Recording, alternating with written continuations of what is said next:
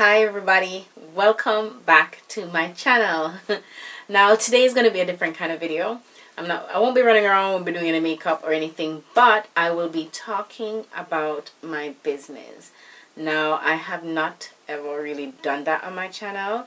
However, I have made mention that I make products and stuff like that. So this will be a little bit more personal and I'll get more into details as to all the little nuances and dimensions I've made in previous videos. Now to get started, if you guys have not already realized, I'm Jamaican, living in Jamaica. I'm originally from Ochiria, St. Anne, but I currently live in Rose Hall, St. James. And I have a makeup business that is expanding and growing. So I'm going to basically let you guys in on my entrepreneurial journey as a brand owner and manufacturer.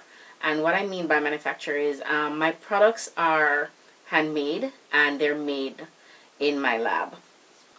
When I say I make makeup, I mean I make foundations, I make eyeshadows, lipsticks, lip gloss, cosmetics products that are being used on your face. So everything that you see me wearing now, I have made. Now, how did I get into makeup? How did I get started? I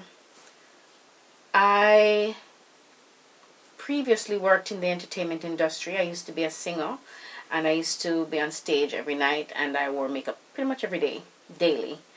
After developing eczema and not being able to wear the brands that I like, or pretty much any brand at all, and the mineral makeup that was out at the time didn't necessarily suit my needs, to say, back then.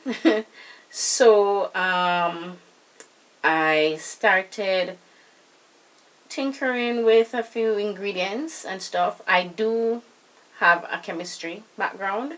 So with looking on the ingredients of already existing makeup on the market and deciphering what it was that was causing my outbreaks and stuff like that, and researching substitutes and natural alternatives.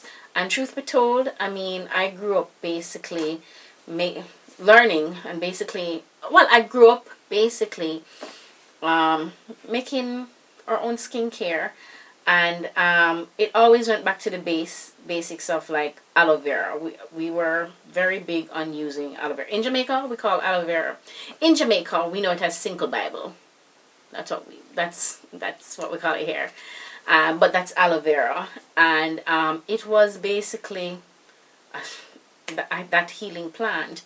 We used it for stuff for our skin. We use it for burns. We use it to detox, to drink.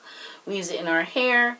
So that was basically my saving grace, so if you will, when it came on to finding something that could remedy my skin outbreaks. And it wasn't anything that happened all the time, but when it did, it was, yeah.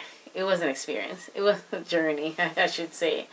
But yeah, it was through that which caused me to now find ways to formulate something that could work for my skin. And also being a makeup artist, because I did say I did makeup on the side. It was one of my side hustles. I was able to use that artistic skills in what should I say, formulating colors and undertones, and knowing what worked and what blend and stuff, the blend and the viscosity and stuff like that.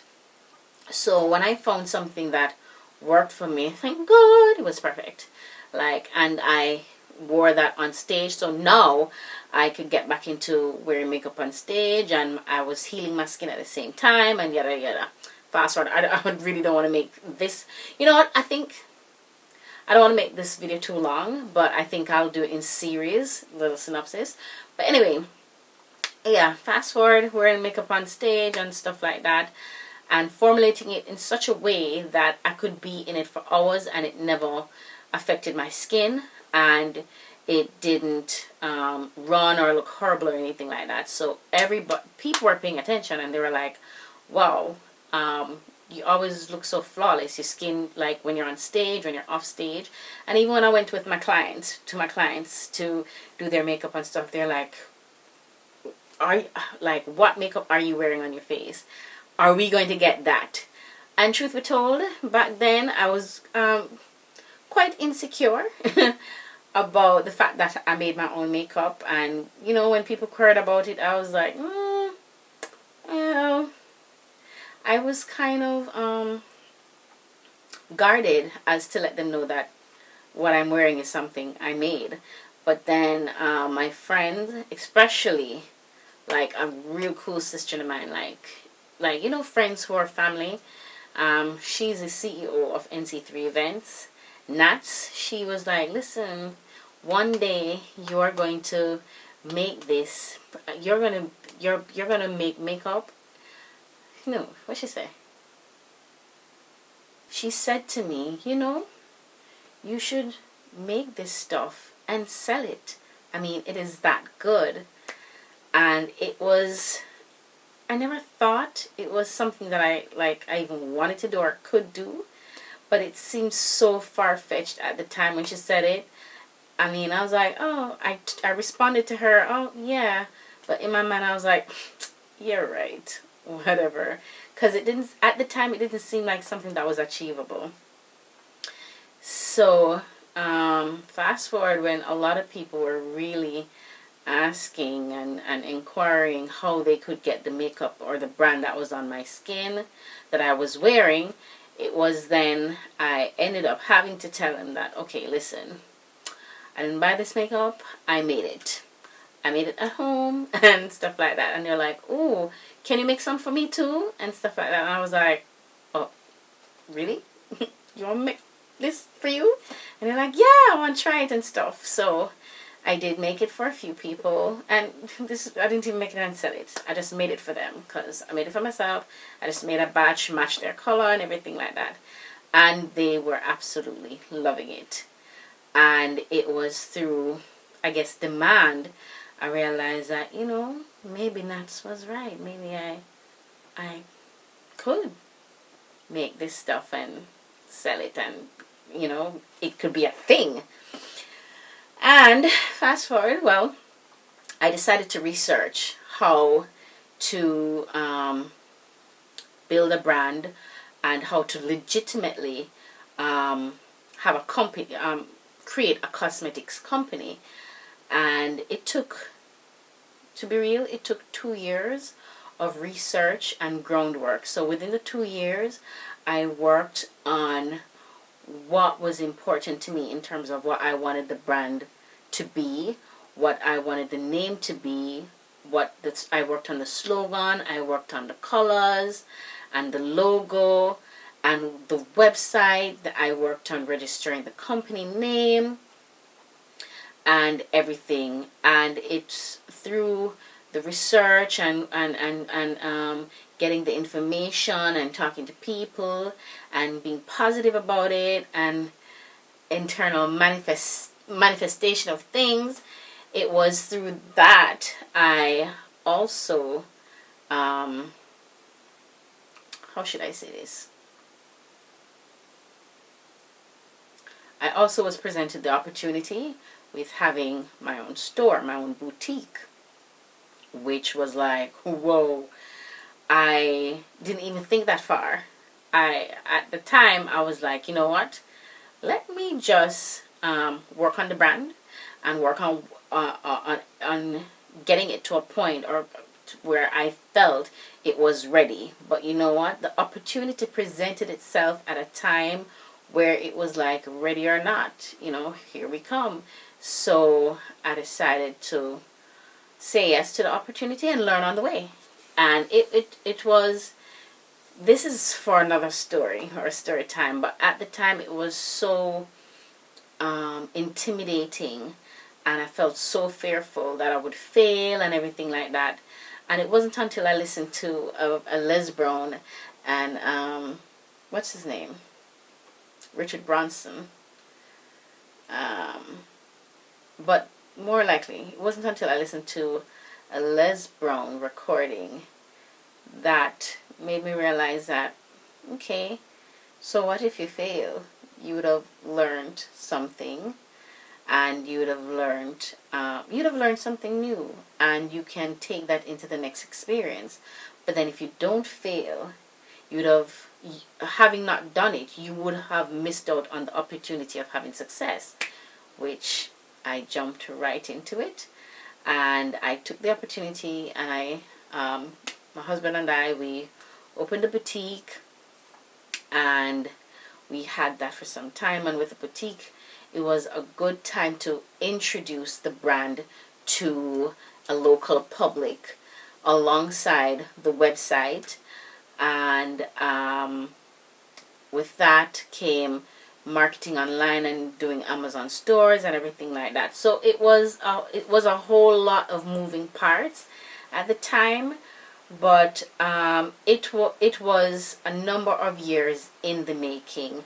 And you know, truth be told, back then when I was doing a lot of the research, there wasn't so much information out there like now, especially I won't say post pandemic, we're still in the pandemic, like during the pandemic, where everyone is now being their own entrepreneur and a lot of information is out there. Listen, honey, back then, listen, you had to, well, there was a lot of paying for courses, and especially with liaison with well, especially with going online and finding and researching and sourcing containers and labels and the proper technique as to how to preserve your formulations properly. It was a lot of research, and it was a lot of learning. It was a lot of failing at some things and messing up some things, but then correcting it to kind of put it out. So while I was building and the business and trying to expand, I was learning at the same time. And then there were challenges with being in Jamaica and importing a lot of containers and a lot of the things, packaging that I needed for the brand, because I wanted the brand to have a certain look. Because the idea or slogan is, did I say the company name? My company, it's called Butecosmetics, and our slogan is makeup that thinks. Our slogan is luxury makeup that thinks it's skincare. I hope I'm not too all over the place, because honestly, I'm really not accustomed to doing videos like this, but I will try to do some more of these videos to let you guys in more on the brand and how it was built. I don't want each video to go too long, so what I'll do with this one, I'll just let you guys come back for part 2, where I could get into more details as to and answer a lot of the questions. I have some questions here. I don't think I'm going to get to answer them in this video, but in the other videos I'm going to answer other questions pertaining to the brand and building a company. I can give more insights now, since how I started then is quite different from how I operate and how I source my packaging and containers and what I do now. The business has expanded and grown in such a way where things are a little bit different and I do things differently. So I can talk more about that and answer more of those questions in the next video. But I hope I didn't ramble on too much for you guys and bored you. I'm like, oh. But you know what? Thanks for sticking with me for this long if you made it to the end of this video. And I'll talk to you in the next one. And you know what? I probably would look different in the next video, because you may not know now, but what time is it? It is currently 3 a.m. in the morning. I'm filming this video. Also, in the coming videos, I will let you know what my journey is like, having still growing my business and doing so while raising a child. Like, I'm not a single parent. My husband and I were in the business together, and we also have other businesses, but it's our first child. And listen, this pandemic, honey, it's a journey. Everything is, yeah. And you know what? It's not just unique to us. It's about everybody now. So I'm gonna do some vlogs so that you can see what my journey is like, being an entrepreneur and being a first time mommy. Alright, guys, and I look forward to giving you guys some more insight and giving you all the information you need. And just, wrap on with you guys a little bit more, because I don't do much talking. I'm quite conscious about that. But I guess I'll loosen myself up a little bit and do some more of that on here. But anyway, I chat too much right now. I've just been rambling. So until next time, guys. Deuces.